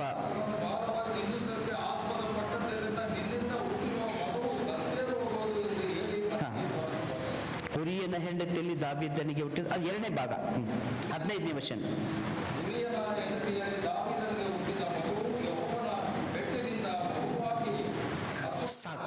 ಸಾಕು. ಈಗ ಮಗುವನ್ನು ಪೆಟ್ಟು ಕೊಟ್ಟವರು ಯಾರು? ಸೈತಾನನೋ ದೇವರು? ದೇವ್ರು ಯಾಕೆ ಕೊಡ್ಬೇಕು? ಸೈತಾನ್ ಕೊಡ್ಬೋದಾಯ್ತಲ್ಲ, ಯಾಕಂದ್ರೆ ಸೈತಾನ್ ಕೆಲಸ ಮಾಡಿದ. ದೇವರೇ ಮಗುವನ್ನು ಪೆಟ್ಟು ಕೊಟ್ಟನು. ಹಲ್ಲೆಲೂಯಾ. ಎಲ್ಲಿವರೆಗೆ ದಾವೀದನು ತನ್ನ ತಪ್ಪನ್ನು ಗುರುತಿಸಿದನೋ ಅಲ್ಲಿವರೆಗೆ ಮರಣವು ಕಾಯುತ್ತಿತ್ತು. ದೇವರು ದಾವೀದನ ಮೇಲೆ ಕನಿಕರಮ್ಮ ಪಟ್ಟು ಆ ಮರಣವನ್ನು ತಪ್ಪಿಸಲು ದೇವರು ಮಾರ್ಗವನ್ನು ಮಾಡಿದ. ಇದನ್ನು ಕೇಳಿ ದಾವೀದನು ಮನುಷ್ಯನ ಮೇಲೆ ಬಹಳವಾಗಿ ಸಿಟ್ಟುಕೊಂಡಿದ್ದ. ಅವನು ಈಗ ಯಾವಾಗ ತನ್ನ ತಪ್ಪನ್ನು ದಾವೀದನು ಒಪ್ಪಿಕೊಂಡು, ಅಂದ್ರೆ ನಾನು ಯೆಹೋವನ ವಿರುದ್ಧವಾಗಿ ಪಾಪ ಮಾಡಿದ್ದೇನೆ ಎಂಬುದಾಗಿ ಹೇಳುವಾಗ, ಹೇಳಿದ ತಕ್ಷಣವೇ ದಾವೀದನಿಗಾಗಿ ಕಾಯುತ್ತಿದ್ದಂತ ಪಾಪವು ಸರಿದು ಹೋಯಿತು. ಅದೇ 13 ಹೇಳ್ತಾನೆ, ನಾತನು ಹೇಳ್ತಾನೆ, ಯೆಹೋವನು ನಿನ್ನ ಪಾಪವನ್ನು ಕ್ಷಮಿಸಿದ್ದಾನೆ, ನೀನು ಸಾಯುವುದಿಲ್ಲ. ಯಾವಾಗ ನಮ್ಮ ಪಾಪಗಳನ್ನು ಪಶ್ಚಾತ್ತಾಪ ಪಟ್ಟು 1 ಯೋಹಾನ 1:9 ಹೇಳಿದ ಹಾಗೆ ಕರ್ತನ ಮುಂದೆ ನಾವು ಒಪ್ಪಿಕೊಳ್ತೇವೋ ಆತನ ನೀತಿವಂತನು ಹೇಳಿ ಅರಿಕೆ ಮಾಡೋಣ. ನಂಬಿಗಸ್ತನಾಗಿರಿಂದ ನಮ್ಮೆಲ್ಲ ಸಕಲ ಪಾಪವನ್ನು ಅಳಿಸಿ ಬಿಡುವಂತ ಒಳ್ಳೆ ದೇವರು. ಆತನಿಗೆ ಚಪ್ಪಾಳೆ ತಟ್ಟಿ ದೇವರಿಗೆ ಸ್ತುತಿಸೋಣ. Hallelujah, hallelujah. Thank you Jesus. ಆ ಮಗು 7 ದಿನ ಆ ಮಗು ಸಾವು ಹಾಗೂ ಮರಣದ ನಡುವೆ, ಜೀವ ಮರಣ ನಡುವೆ ಹೋರಾಡ್ತಾ ಇತ್ತು. ಎಷ್ಟು ದಿನ? 7 7 ದಿನ ಸಂಕಷ್ಟ ಕಾಲವನ್ನು, ಸಂಕಷ್ಟವನ್ನು ಆ ಮಗುವು ಅನುಭವಿಸಿತು. ಮಗು ಅಲ್ಲಿ ಅನುಭವಿಸಿದರೆ ತಂದೆ ದಾವೀದನು ಅನ್ನ ಊಟ ನೀರು ಇಲ್ಲದೆ ಹಗಲಿರುಳು 7 ದಿನ ನೆಲದ ಮೇಲೆ ಅರಸನು ಬಿದ್ದಿದ್ದನು. ಮಗುವಲ್ಲಿ ಇದು ಪಶ್ಚಾತ್ತಾಪವನ್ನು ಸೂಚಿಸುತ್ತೆ.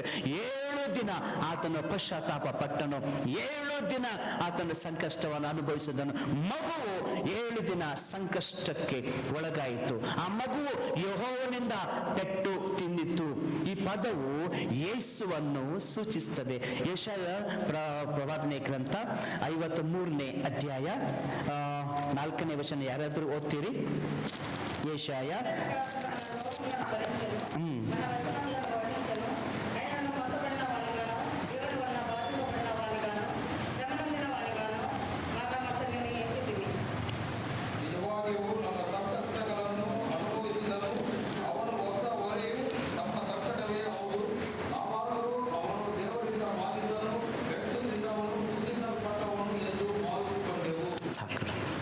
ನೋಡ್ತೇವೆ ಯೆಶಾಯ ಪುಸ್ತಕದಲ್ಲಿ ನಾವಾದರೂ ಆತನು ದೇವರಿಂದ ಬಾಧಿತನು ಅಂತ ತಿಳ್ಕೊಂಡವೆ. ಆದರೆ ಪೆಟ್ಟು ತಿಂದವನು ಯಾರು? ನಿರ್ದೋಷಿ ಮಗುವು, ನಿರಪರಾಧಿ ಮಗುವು. ಆ ಪೆಟ್ಟು ಯಾರ ಮೇಲೆ ಬರಬೇಕಾಗಿತ್ತು? ದಾವೀದನ ಮೇಲೆ ಬರಬೇಕಾಗಿತ್ತು. ಆದರೆ ಆ ಪೆಟ್ಟು ತಿಂದದ್ದು ಯಾರು? ನಿರ್ದೋಷಿ, ನಿರಪರಾಧಿ. ದೇವರು ನಮ್ಮನ್ನು ತಪ್ಪಿಸಲು ನಿರ್ದೋಷಿಯಾಗಿರುವಂತ ಯೇಸು ಕುರಿಮರಿ. ಇಲ್ಲಿ ನಾತಾನನು ಕುರಿಮರಿ ಎಂಬ ಉದಾಹರಣೆ ತಗೊಳ್ತಾರೆ. ಕುರಿಮರಿ ಆಗಿರೋದಾತನು ನಮ್ಮ ಪೆಟ್ಟನ್ನು ತಿಂದನು. ನಿರ್ದೋಷಿಯಾಗಿರುವವನು ಯೆರೂಸಲೇಮಿನಲ್ಲಿ ಆತನು ಮರಣ ಹೊಂದಿದನು. ಆ ಮಗು ಹುಟ್ಟಿದ್ದೆಯಲ್ಲಿ? ಯೆರೂಸಲೇಮಿನಲ್ಲಿ. ಆ ಮಗು ಎಷ್ಟನೇ ಮಗು? 7ನೇ ಮಗು.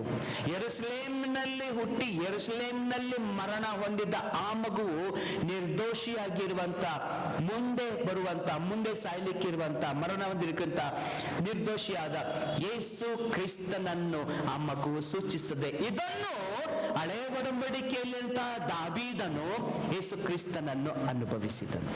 ಆಮೇನ್. ಇಂಥ ಪ್ರಕಟಣೆ ಚಪ್ಪಾಳೆ ತಟ್ಟೋಣ. Hallelujah, hallelujah. ಈಗ ದಾವೀದನಂದ್ರೆ ಯಾರು? ನಾವೇ. ದಾವೀದನ ಸ್ಥಾನದಲ್ಲಿದ್ದವರು ನಾವೇ. ನಮ್ಮ ತಪ್ಪುಗಳನ್ನು ಒಪ್ಪಿಕೊಳ್ಳುವಾಗ ಆತನು ನಂಬಿಗಸ್ತ ನೀತಿವಂತನಾಗಿರಿಂದ ನಮ್ಮ ತಪ್ಪುಗಳನ್ನು ಕ್ಷಮಿಸ್ತಾನೆ. ಈಗ ದಾವೀದನ ವಿಷಯ ಆಯ್ತು. ಬೇರ್ಷೆಬ ವಿಷಯಕ್ಕೆ ನಾವು ಬರೋಣ. 2ನೇ ಸಮುವೇಲ 12ನೇ ಅಧ್ಯಾಯ 15ನೇ ವಚನ ಬಿ ಪಾರ್ಟ್.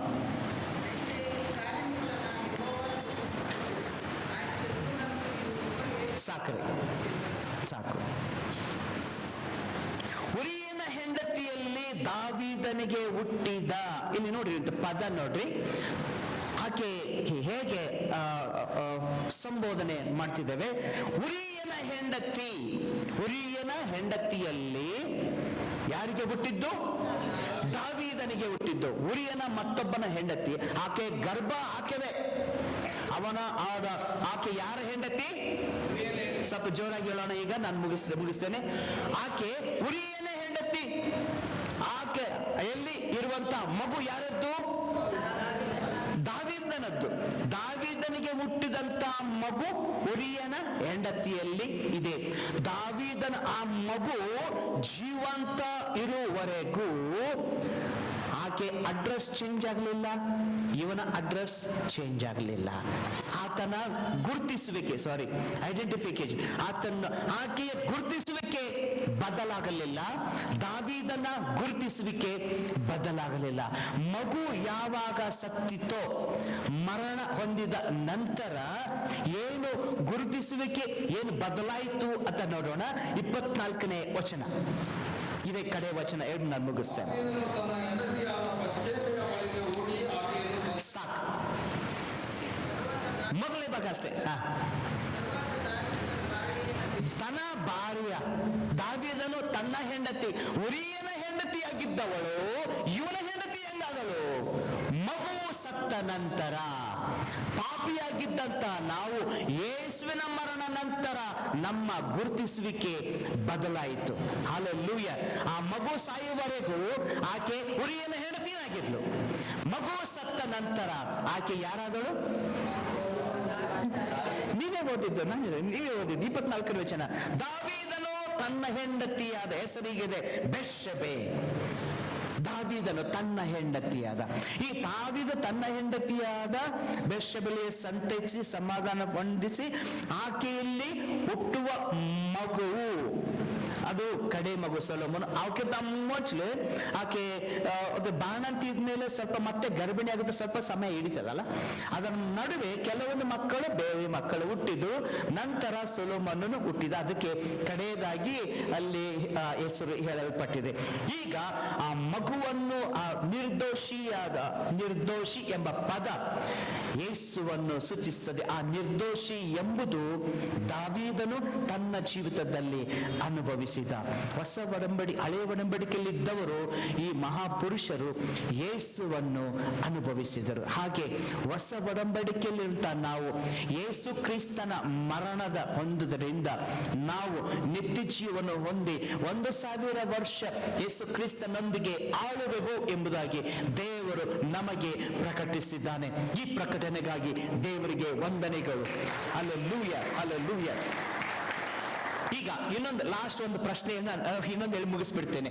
ಯಾಕೆ ಆ ಮಗುವಿಗೆ ನಾಮಕರಣ ಇಲ್ಲ? ಯಾಕೆ ಆ ಮಗುವಿನ ಹೆಸರು ಸೈಲೆಂಟ್ ಆಗಿದೆ? ಯಾಕೆ ಆ ಮಗು ಹೆಸರು ಇಲ್ಲಿ ಬರೀಲಿಲ್ಲ? ಹೌದ್ರಿಪ್ಪ, ಹೌದು. ಆ ಮಗು ಹೆಸರು ಏನಂತ ನೀವು ಕೇಳ್ತೀರಿ. ಈಗ ಹೇಳ, ಆ 7ನೇ ಮಗು, 6 ಮಕ್ಕಳು ಎಬ್ರೋನ್ನಲ್ಲಿ 7ನೇ ಮಗು ಇಲ್ಲಿ ಹುಟ್ಟಿತು. ಸತ್ತ ನಂತರ ಮತ್ತೆ ಮಿಕ್ಕದ ಮಕ್ಕಳು ಹುಟ್ಟಿದರು. ಯಾಕೆ ಆ ಮಗುವಿನ ಹೆಸರು ಇಲ್ಲಿ ಅಡಕವಾಗಲಿಲ್ಲ?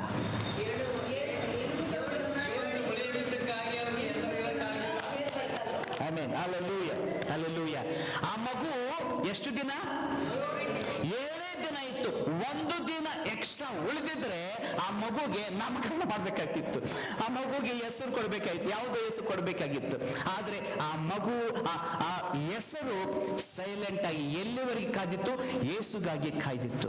ಆ ಯೇಸುವೆ ಆ ಹೆಸರನ್ನು, ನಿರ್ದೋಷಿ, ನಿರಪರಾಧಿ ಆಗಿರುವಂತ ಯೇಸು, ಅದೇ ಆತನ ಹೆಸರು. Amen, hallelujah. ಆ ಹೆಸರಿನಿಂದಲೇ ನಮಗೆ ರಕ್ಷಣೆ ಆಯಿತು. ಆ ಹೆಸರಿನಿಂದಲೇ ಇವತ್ತು, ಆ ಮರಣದಿಂದಲೇ ಇವತ್ತು ಆತನ ಮೇಜಿನ ಬಳಿಗೆ ಬಂದಿದ್ದೇವೆ. ಬೆತ್ಷೆಬೆ ಅಡ್ರೆಸ್ ಹಾಕಿ ಗುರುತಿಸುವಿಕೆ ಬದಲಾಯಿತು. ಈ ಯೇಸು ನಿಮಿತ್ತ ನಮ್ಮ ಗುರುತಿಸುವಿಕೆ ಬದಲಾಯಿತು. ಆತನ ನಾಮಕ್ಕೆ ಸ್ತೋತ್ರವಾಗಲಿ. Amen, hallelujah, hallelujah. Thank you. ನಾವೆಲ್ಲ ಎದ್ದು ನಿಂತ್ಕೊಳ್ಳೋಣ, ಪ್ರಾರ್ಥನೆ ಮಾಡೋಣ. ಕರ್ತನ ಭೋಷಣಕ್ಕೆ ಹೋಗಿಂತ ಮುಂಚೆ ನಮ್ಮನ್ನು ಕರ್ತನಿಗೆ ಒಪ್ಪಿಸಿಕೊಡೋಣ. ನಾವು ಕರ್ತನಿಗೆ ಮುಂದೆ ಮೇಜಿನ ಬಳಿಗೆ ಇರುವಾಗ ದಾವೀದನಂತೆ ನಮ್ಮ ತಪ್ಪುಗಳನ್ನು, ನಮ್ಮ ಅಪರಾಧಗಳನ್ನು, ನಮ್ಮ ದೋಷಗಳನ್ನು, ಯಾವ ವಿಷಯದಲ್ಲಿ ನಮ್ಮ ಮನಸ್ಸಾಕ್ಷಿ, ನೀನು ಇಲ್ಲಿ ತಪ್ಪಿ ಹೋಗಿದ್ದಿ, ಇಲ್ಲಿ ನೀನು ಅಪರಾಧಿಯಾಗಿದ್ದಿ, ನೀನಿಲ್ಲಿ ದೋಷಿಯಾಗಿದ್ದಿ ಎಂಬುದನ್ನು ತಿಳಿಸ್ತದೋ ಅದನ್ನು ಕರ್ತನ ಮುಂದೆ ಒಪ್ಪಿಕೊಳ್ಳೋಣ. ನಾತಾನನು ಬಂದು ದಾವೀದನಿಗೆ ಹೇಳೋವರೆಗೂ ದಾವೀದನಿಗೆ ತನ್ನ ತಪ್ಪಿನ ಅರಿವು ಇರಲಿಲ್ಲ. ಅರಿವು ಇದ್ದಿರ್ಬೋದೇನೋ, ಆದರೆ ಅವನ ಮನಸ್ಸಾಕ್ಷಿಯು ಹೇಳ್ತಾ ಇದ್ದರು, ಅರಿಕೆ ಮಾಡಿದ್ದಿಲ್ಲ. ಅವನ ಮನಸ್ಸಿಗೆ ಚುಚ್ತಾ ಇದ್ದರೂ ಸಹ ಅರಿಕೆ ಮಾಡಿದ್ದಿಲ್ಲ. ಇದು ಒಳ್ಳೆ ಅವಕಾಶ. ದೇವರೇ, ನನ್ನನ್ನು ಸರಿಪಡಿಸಿಕೊಳ್ಳೋದಕ್ಕೆ ದೇವರೇ ನಿನಗೆ ಇನ್ನೊಂದು ಅವಕಾಶ ಕೊಟ್ಟಿದ್ದೆ, ನನ್ನ ನಿನಗೆ ಒಪ್ಪಿಸಿಕೊಡ್ತೇನೆ ಎಂಬ ಕರ್ತನಿಗೆ ನಮ್ಮನ್ನು ಒಪ್ಪಿಸಿಕೊಳ್ಳೋಣ. ಸಮಯ ಫಾಸ್ಟಿಗೆ ಒಪ್ಪಿಸಿಕೊಡ್ತೇನೆ. Thank you Jesus. ಇದು ನಿಮ್ಮ ಸಮಯ, ದೇವರ ಸಮಯ. ನಡುವೆ ಯಾರು ಇಲ್ಲ, ನೀವು ಹಾಗೂ ದೇವರು ಮಾತ್ರ ಈ ಸಮಯದಲ್ಲಿ ಇದ್ದೀರಿ. ಧನ್ಯವಾದ ಯೇಸು. ಹಲ್ಲೆಲೂಯಾ. ನಮ್ಮ ಯೇಸು ನಮ್ಮ ಸ್ಥಾನವನ್ನು ವಹಿಸಿದನು. Lord Jesus Christ took our own place. ಕರ್ತನಾದ ಯೇಸು ನಮ್ಮ ಸ್ವಂತ ಸ್ಥಳವನ್ನು ಆತನು ವಹಿಸಿಕೊಂಡನು. He took our sins. ನಮ್ಮ ಪಾಪವನ್ನು ತಕ್ಕೊಂಡನು. In our place. ನಮ್ಮ ಸ್ಥಳದಲ್ಲಿ He shed his blood. ಆತನ ರಕ್ತವನ್ನು ಸುರಿಸಿದನು. He suffered. ಆತನು ಶ್ರಮೆ ಪಟ್ಟನು. And he was wounded for our transgression. ನಮ್ಮ ಅಪರಾಧ ನಿಮಿತ್ತ ಆತನು ಗಾಯ ಹೊಂದಿದನು. And by his stripes we are healed. ಆತನ ಬಾಸುಂಡೆಗಳಿಂದ ನಮಗೆ ಗುಣವಾಯಿತು. Believing in him ಆತನಲ್ಲಿ ನಂಬರಿ gives us eternal life. ಆತನ ನಿತ್ಯ ಜೀವನ ಕೊಡ್ತಾನೆ. So let's confirm our salvation in him. ಆತನಲ್ಲಿ ನಮ್ಮ ರಕ್ಷಣೆ ಖಚಿತಪಡಿಸಿಕೊಳ್ಳೋಣ. Thank you, Jesus. ಧನ್ಯವಾದ ಯೇಸು. Showing his death ಆತನ is this Holy Communion. ಆತನ ಮರಣವನ್ನು ತೋರಿಸುತ್ತಾ ನಮಗೆ ಆತನಲ್ಲಿ ನಮ್ಮ ರಕ್ಷಣೆ ಕೊಟ್ಟಿದ್ದಾನೆ. And Holy Communion shows that. ಪರಿಶುದ್ಧ ಭೋಜನ ಅದನ್ನು ತೋರಿಸ್ತದೆ. So when we take part in it, ಅಲ್ಲಿ ಪಾಲು ತಗೊಳ್ಳುವಾಗ remember that our body was to be broken. ನೆನಪಿನಿಟ್ಕೊಳ್ರಿ, ನಮ್ಮ ಶರೀರ ಬಾಧಿಸಲ್ಪಡಬೇಕಾಗಿತ್ತು, ಮುರಿಯಲ್ಪಡಬೇಕಾಗಿತ್ತು. His body was broken. ಆತನ ದೇಹ ಮುರಿಯಲ್ಪಟ್ಟಿತು. And his body was given to us. ಆತನ ದೇಹ ನಮಗೆ ಕೊಡಲ್ಪಟ್ಟಿತು. And that's how we are accepted in the beloved. ಆ ರೀತಿ ಯೇಸು ಕ್ರಿಸ್ತನಲ್ಲಿ ನಾವು ಸ್ವೀಕಾರ ಹೊಂದಿದ್ದೇವೆ. Thank you, Jesus. ಧನ್ಯವಾದ ಯೇಸು. Father God, we humble ourselves under the ತಂದೆ, hand. ನಿನ್ನ ಬಲವಾದ ಕೈಗಳ ಕೆಳಗೆ ನಮ್ಮನ್ನು ತಗ್ಗಿಸ್ಕೊಳ್ತೇವೆ. Your word is true, Lord. ನಿನ್ನ ವಾಕ್ಯ ಸತ್ಯ. You took our place, Lord. ನೀ ನಮ್ಮ ಸ್ಥಾನ ವಹಿಸಿಕೊಂಡೆ. Jesus, you died for us on the cross of Yesu Calvary. Calvary ಕುರುಚಿ ಮೇಲೆ ನಮಗಾಗಿ ನೀನು ಮರಣ And ಹೊಂದಿದ್ದೀ. you were buried and you rose again. ನೀನು ಕರ್ತನೆ ಹೂಣಲ್ಪಟ್ಟು ಪುನಃ ಎದ್ದು ಬಂದಿ. We are partaking in your death, burial and resurrection. ನಿನ್ನ ಮರಣ, ಹೂಣಲ್ಪಡುವಿಕೆ, ಪುನರುತ್ಥಾನದಲ್ಲಿ ಬೇರೆ ನಾವು ಪಾಲು ತಗೊಳ್ತಿದ್ದೇವೆ. And because of that, ಅದರ ನಿಮಿತ್ತ now we take part in the Holy Communion. ಪರಿಶುದ್ಧ ಭೋಜನ ಪಾಲು ತಗೊಳ್ತೇವೆ. Therefore, ಆದ್ದರಿಂದ to approach at the Lord's table, ಕರ್ತನ ಮೇಜಿನ ಬಳಿಗೆ ಬರಲು Lord, we only take the authority or the eligibility of Jesus Christ. ಯೇಸು ಕ್ರಿಸ್ತನ ಯೋಗ್ಯತೆ, ಅರ್ಹತೆ ನಾವು ಪಡೆದುಕೊಳ್ಳಲು And we come to the table of God, ದೇವರ ಮೇಜಿನ ಬಳಿಗೆ ನಾವು ಬರ್ತೇವೆ. ಕರ್ತ, acknowledging that you have accepted us. ನಮ್ಮನ್ನು ಸ್ವೀಕಾರ ಮಾಡಿದ್ದೆಂಬ ಗುರುತಿಸಿ ಬರ್ತೇವೆ. And when we break the bread and take part in it, ರೊಟ್ಟಿಯನ್ನು ಮುರಿದು ಅದರಲ್ಲಿ ಪಾಲು ತೆಗೆದುಕೊಳ್ಳುವಾಗ we remember there are many people in the body of Christ whom we should recognize. ನಾವು ಗುರುತಿಸಬೇಕಂತ ಅನೇಕರು ಕ್ರಿಸ್ತನ ದೇಹದಲ್ಲಿ ಇದ್ದಾರೆ.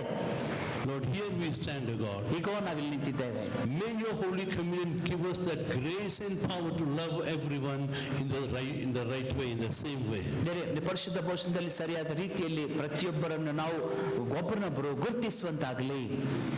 That we may accept one another. ಒಬ್ಬನೊಬ್ಬರು ಸ್ವೀಕಾರ ಹೊಂದುವಂತಾಗಲಿ. We may love one another. ಒಬ್ಬನೊಬ್ಬರು ಪ್ರೀತಿಸುವಂತಾಗಲಿ. That we may serve one another. ನಾವು ಒಬ್ಬರನ್ನೊಬ್ಬರು ಸೇವಿಸುವಂತಾಗಲಿ. In the name of Jesus. ಯೇಸು ನಾಮದಲ್ಲಿ ತಂದೆ. Amen. Amen. Amen. Father God, thank you for receiving our offerings, God. ಕರ್ತನೇ, ನಮ್ಮ ಕಾಣಿಕೆ ಸ್ವೀಕರಿಸಿದಕ್ಕಾಗಿ ನಿನಗೆ ಸ್ತೋತ್ರ. Bless every one of us. ನಮ್ಮೆಲ್ಲರನ್ನು ಆಶೀರ್ವದಿಸು. Bless those who also partook in the Holy Communion. ಪರಿಶುದ್ಧ ಭೋಜನದಲ್ಲಿ ಭಾಗವಹಿಸಿದ ಪಾಲು ತಕ್ಕೊಂಡವರನ್ನು ಆಶೀರ್ವದಿಸು. Bless everyone who has participated in the worship today right here. ಇಲ್ಲಿ ಆರಾಧನೆಯಲ್ಲಿ ಭಾಗವಹಿಸಿದವರೆಲ್ಲರನ್ನು ಆಶೀರ್ವದಿಸು. Release us in the spirit to do what you want us to do these last ಈ days. ಕಡೆ ದಿನಗಳಲ್ಲಿ ನಾವು ಏನೇನು ಮಾಡಬೇಕೆಂಬುದಾಗಿ ಬಯಸುತ್ತೀಯೋ ಆತ್ಮನಲ್ಲಿ ನಮ್ಮನ್ನು ಬಿಡುಗಡೆ ಮಾಡು, ಅದರಂತೆ ಮಾಡುವಂತಾಗಲಿ. And minister to us, God. ನಮ್ಮಲ್ಲಿ ಕಾರ್ಯ ಮಾಡು. Even as we go from here, ನಾವಿಲ್ಲಿಂದ ಹೋಗುವಾಗ we remember to pray for those people who are not well, who are in need of somebody's prayer for them. ಬೇರೆ ಯಾರಿಗೋ ಪ್ರಾರ್ಥನಾ ಅವಶ್ಯಕತೆ ಇರುವಂತವರಿಗಾಗಿ, ಯಾರು ಅಸ್ವಸ್ಥದಲ್ಲಿದ್ದಾರೋ ಅವರಿಗಾಗಿ ಇವತ್ತು ನಾವು ಪ್ರಾರ್ಥಿಸ್ತೇವೆ. Bless them, ಅವರನ್ನು heal them, ಗುಣಪಡಿಸಿ, deliver them, ಬಿಡುಗಡೆ ಮಾಡಿ, lift them up to the place and position where they are healthy and strong, God. ಆರೋಗ್ಯವಂತರಾಗಿ ಇರಬೇಕಂತ ಸ್ಥಾನ ಮಟ್ಟಕ್ಕೆ ಅವರನ್ನು ಎತ್ತು. Bless those people who are suffering under oppression of the enemy, O God. ವೈರಿ ಒತ್ತಡದಿಂದ ಕರ್ತನೆ ಕಷ್ಟಪಡುವಂತ ಸಂಕಟ ಪಡುವಂತವರನ್ನು ಆಶೀರ್ವದಿಸು. We break every oppression that's been upon the people who have been suffering with that. ಅದಕ್ಕೆ ಒತ್ತಡದಲ್ಲಿ ಬಾಧೆ ಪಡುತ್ತಿರುವಂತ ಜನರ ಮೇಲೆ ಇರುವಂತ ವೈರಿಯ ನೊಗ ಯೇಸು ನಾಮದಲ್ಲಿ ಒತ್ತಡ ಮುರಿತೇವೆ. That people will be set free, Lord. ಜನರ ಬಿಡುಗಡೆ ಹೊಂದಲಿ. Release us, O God. ನಮ್ಮನ್ನು ಬಿಡುಗಡೆ ಮಾಡು. That we may respond to your Holy Spirit ನಿನ್ನ ಪರಿಶುದ್ಧಾತ್ಮನಿಗೆ ನಾವು ಸ್ಪಂದಿಸುವಂತಾಗಲಿ. continuously, O God. ಸತತವಾಗಿ ದೇವರೇ, Cause thy face to shine upon us. ನಮ್ಮ ಮೇಲೆ ನಿನ್ನ ಮುಖ ಪ್ರಕಾಶಿಸು. Those of us who did not come today, ಇವತ್ತು ಯಾರು ಬರಲಿಲ್ಲವೋ bless them and release them. ಅವರನ್ನು ಆಶೀರ್ವದಿಸು, ಬಿಡುಗಡೆ ಮಾಡು. That they may be able to participate with us in each and every activity of the church, O God. ಸಭೆಯ ಪ್ರತಿಯೊಂದು ಚಟುವಟಿಕೆಗಳಲ್ಲಿ ಅವರು ಭಾಗವಹಿಸುವಂತಾಗಲಿ. That they may be a blessing, O Lord. ಅವರ ಆಶೀರ್ವಾದ ಹೊಂದಲಿ.